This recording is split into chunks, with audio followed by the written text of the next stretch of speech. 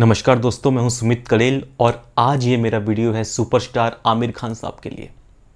और ये जो मेरा मैसेज है इनके लिए, ये as a citizen of India, as a मामूली common citizen of India, not as a film critic. Aamir Khan साहब, आप इस देश के बहुत बड़े सुपरस्टार हैं। आपने कई सारी यादगार फिल्में हिंदुस्तान को दी है। हिंदुस्तान की जनता ने आपको बेइंतहा मोहब्बत से नवाजा है, आपको बहुत प्यार किया है। आप आज जो कुछ भी है वो इस देश की जनता की वजह से है। आप क्या, कोई भी कलाकार, चाहे हिंदुस्तान हो चाहे दुनिया भर में हो, वो पब्लिक की वजह से होता है, ना कि खुद की वजह से। आपको पब्लिक ने बहुत चाहा है, आपने बहुत अच्छा काम किया है अपने करियर में और देश को इंटरनेशनली प्राउड फील कराया है। लेकिन आमिर खान साहब, आपने कुछ ऐसे स्टेटमेंट पिछले 4-5 सालों में दी है जिसने देश की जनता को बहुत आहत पहुंचाया है, दिल को बहुत ठेस पहुंचाई है। आपने 4-5 साल पहले कहा था कि इस देश में बहुत इनटॉलरेंस बढ़ रहा है। आपकी वाइफ को, किरण को और आपको इस देश में रहने से अब डर लगने लगा है। आपका मन करता है कि कहीं आप और देश में जाके बस जाए। इस स्टेटमेंट ने इस पूरे देश में बहुत कंट्रोवर्सी क्रिएट की, लोगों को बहुत ठेस पहुंचा। पूरे विश्व का सबसे शांति प्रिय देश, सबसे बड़ा लोकतंत्र हिंदुस्तान में आपको डर लग रहा है। इस स्टेटमेंट ने हम लोगों को बहुत तकलीफ पहुंचाया, फिर भी इस देश की जनता ने आपको माफ़ किया और आपकी फिल्म दंगल को ऑल टाइम ब्लॉकबस्टर बनाया। लोग भूल गए कि चलिए आमिर खान साहब ने जो कह दिया वो कह दिया, शायद हमसे ही कुछ गलती हुई समझने में या सुनने में। लेकिन इस बार आपने हद पार कर दी आमिर खान साहब। आपकी फिल्म लाल सिंह चड्ढा की शूटिंग लगभग 60% ख़त्म हो चुकी है। मात्र 40% शूटिंग आपकी बाकी है फिल्म की, और उसको शूट करने के लिए आप एक ऐसे मुल्क में गए जो हिंदुस्तान को हेट करता है, जो पाकिस्तान और चाइना, जो कि इंडिया का सबसे बड़ा दुश्मन है, सबसे सगा और सबसे अच्छा दोस्त है आज की तारीख में, टर्की। उस मुल्क में आप अपनी फिल्म की शूटिंग करने गए। पूरे विश्व में आपको कोई और देश नहीं मिला। इंडिया में भी आप शूट कर सकते थे। बहुत टाइम आपकी फिल्म को रिलीज़ के, लगभग 1.5 साल बाकी है। मानता हूं कि मैं इंडिया में कोविड बहुत ज़्यादा फैल रहा है और सेफ़ नहीं है शूटिंग करना, तो आप दुनिया के किसी भी मुल्क में जा सकते थे जो इंडिया का दोस्त हो।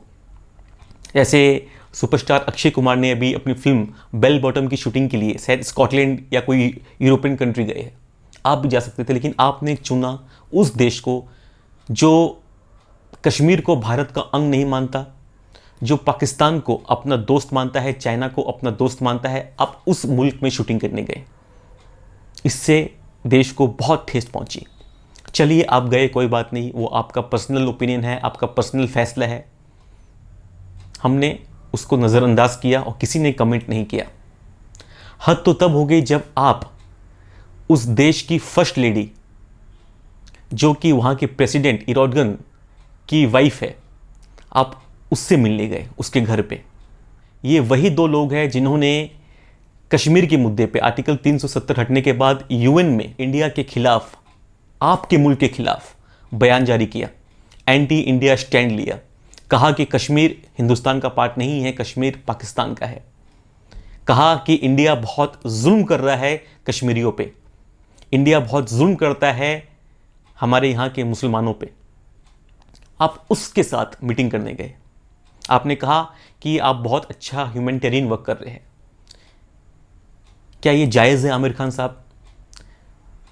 जो आपके देश का सबसे बड़ा दुश्मन है, आप उनके देश में शूटिंग करने जाते हैं, और जो आपके देश को ग्लोबल प्लेटफॉर्म पे, ग्लोबल मंच पे आपके देश को बुराता है, आपके देश के सबसे बड़े दुश्मन पाकिस्तान, जिसकी वजह से हज़ारों सैनिक हमारे हर साल मरते हैं, उसका साथ देता है। आप उनसे मिलने गए। आपका दिल कैसे मान गया आमिर खान साहब? क्या आपकी फिल्म की शूटिंग आपके मुल्क से बढ़ के है? क्या आपकी फिल्म की शूटिंग आपका पर्सनल पॉलिटिकल इंक्लिनेशन, आपके फैंस के सेंटीमेंट से बढ़ के है? किसी का भी कोई भी पॉलिटिकल इंक्लिनेशन हो सकता है। आप कांग्रेस को सपोर्ट करें, आप बीजेपी को सपोर्ट करें, आप बीजेपी को नफरत करें, आप किसी भी पार्टी को सपोर्ट कर सकते हैं, लेकिन आपकी पॉलिटिकल इंक्लिनेशन, आपका पॉलिटिकल व्यू देश से ऊपर नहीं होना चाहिए। आप एक पॉलिटिकल मैसेज देने के लिए आप देश के दुश्मनों से हाथ नहीं मिला सकते। आप उन लोगों से हाथ नहीं मिला सकते जो हमारे देश के टुकड़े टुकड़े चाहते हैं, जो चाहते हैं कि पाकिस्तान हमारे देश को बर्बाद कर दे। टर्की ना सिर्फ पाकिस्तान का हाथ लेता है, बल्कि टर्की एंटी इंडिया एक्टिविटीज़ में पैसा देता है, एंटी इंडिया एक्टिविटीज़ को फंड करता है। सीए राइट्स में टर्की का हाथ आया है। आईएसआईएस जो केरला में बहुत तेज़ी से उभर रहा है, उसमें टर्की का हाथ आया है। हमारे देश की जो एजेंसीज है, इन्होंने एक एडवाइजरी भी इशू किया था कि इंडियंस को टर्की नहीं जाना चाहिए जब तक कोई बहुत ज़रूरी काम ना हो। और आपने उनसे जाके उनकी तारीफ़ें की, आपने उनसे भारत के इंडिपेंडेंस डे पे मुलाकात की, जबकि आप वहाँ पे पिछले 10-15 दिनों से है। आपने यही डेट क्यों चूज़ किया जब भारत का इंडिपेंडेंस था? और आपने ट्विटर पे इंडिपेंडेंस डे पे किसी को विश भी नहीं किया, एक ट्वीट भी नहीं किया, एक इंस्टाग्राम पोस्ट भी नहीं किया। आप क्या मैसेज देना चाहते हैं हिंदुस्तान की जनता को?